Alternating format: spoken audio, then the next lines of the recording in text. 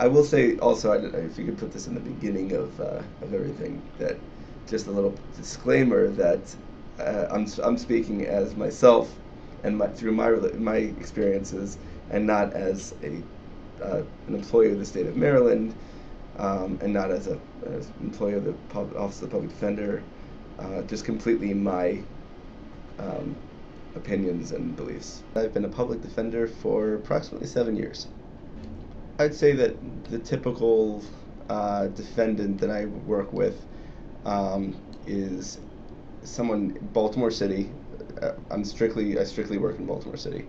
Um, Somebody who is impoverished,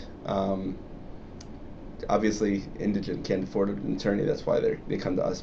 Domestic violence, I would say, is a good 5-10% of my load. I find that in Baltimore City, in my experience, there is a very high level of using the system, abusing the system by complainants in order to get some other result. Um, I've seen people who are specifically using it to make sure that they get custody in a battle.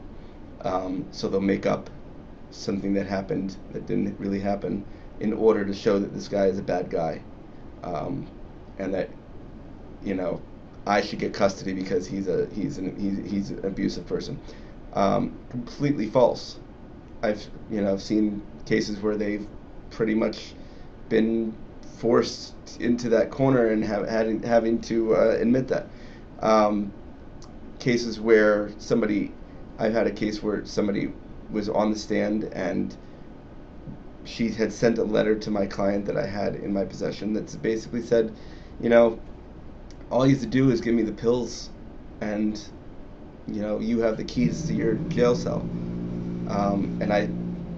And with lipstick marks all over, and my client said what that meant was I was trying to convince her to stay off the drugs, and I turned over a new leaf, and I didn't want to give her the drugs, and I was always the one that got her the pills. She didn't want to go out and get them for herself, and when I refused, she made the story up, and she admitted on the stand once I brought that up. That was it. Yeah.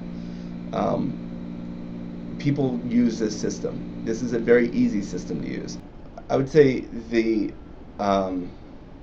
reasons, the motives for people to lie as complainants in cases. Custody is just one. It's not even the most common. I would say the most common would be personal vendetta, something that he wants to break up with her, she wants to break up with him. Usually it's, I keep it real. It seems like it's mostly men defendants, but a lot of times it has to do with he wants to break up, he wants to move out, or he wants her to move out of his house, and she gets upset. That's probably the most common. It could be a fight that they had, on many different reasons. Again, she might have an addiction or something like that, that they start arguing about. A lot of times it has to do with money. It could be as simple as, you didn't pay the mortgage, or your share of the mortgage this month, and then they get into a fight, and it starts, and who started it, and or if they might not have gotten into a fight, and she says that they did in order to, have a control over him. I would say the control factor in the relationship could be, I would say it would vary greatly, actually. It really depends on the situation. It could just be control in the relationship. It could be control of who he speaks to, ex-girlfriends or things like that. It could be, again, a custody situation, or some kind of parenting issue. It could be a wide variety of. It just really depends. A lot of times, the issue with the power could be they've already broken up or they haven't, and in either situation, if they've already broken up, you need to give me something or else you need to give me custody, or else I'm going to put you in jail. You need to give me my such and such back, my property back that you have, or I'm going to put you in jail. And or if they're still in a relationship, it could just be, something that one party doesn't like the other party's doing. If you don't stop talking to this ex-girlfriend or this friend, or come home at a reasonable hour, then you're going to go to jail. I'm going to put you in jail. I would say the system is broken. This is the seminal issue, the issue that I think is the worst in our system right now, at least in Baltimore. It's very known by the different communities in this city that they have the ability to do this. I guess you could say that once it's happened a couple times and people realize that they could do it, it becomes a culture that more and more people know that it could be done. It can be done, and nothing gets done about the lies. If somebody is caught in a lie, nothing's done about it. Nothing of significance is done about it, and I think that can cause more and more of a problem. We continue to see more and more of instances of domestic violence claims that are not true, and of course many of them are true, and there are definite problems in every city and every country worldwide with domestic violence. But the bigger problem that this causes is that when the system is abused by people who lie and cheat and use the system in that way, it makes it very difficult for real victims to step forward and to be believed. It's kind of the boy who cried wolf. Who's going to believe you if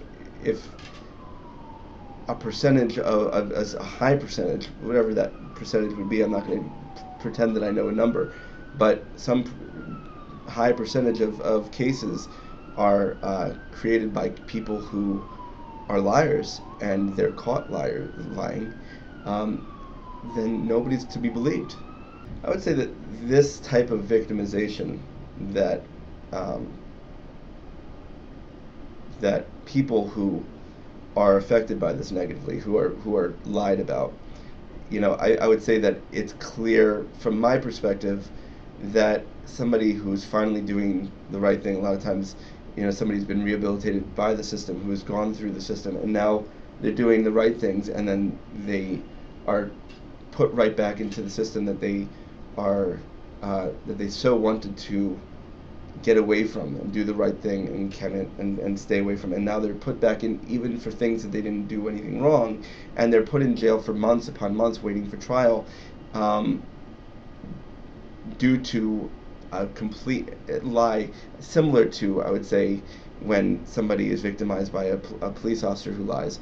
When I've done nothing wrong, it makes them feel helpless, like I can't do anything anymore to stay out of jail. So it could be a point where they give up, especially if it happens over and over again. They just give up trying to do the right thing. If they're just going to go to jail anyway, they're just going to be put right back into that situation, and the person is in an extremely dangerous situation, and they are part of society.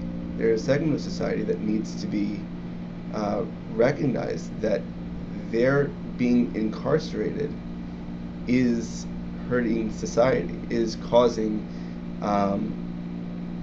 violence against this person, who is not necessarily even proven guilty. And there might not be any evidence at all other than one person's word. And based on that one person's word, this person's put into jeopardy of his life, in Baltimore City especially. The jail is an absolute horrendous place for somebody to have to sit. And I had a client that eventually was exonerated from an assault case. It was a domestic violence case, and he was stabbed while he was waiting for trial. And it was an absolute horrible feeling knowing that I'm sitting here. There's nothing I could do while we're waiting for trial, and he just gets stabbed. And he was fine, but still, it's a very dangerous place for somebody to be, and it's scary that how easy it is for somebody who has a vendetta, personal vendetta against you, to be able to put you in that situation if they really don't like you.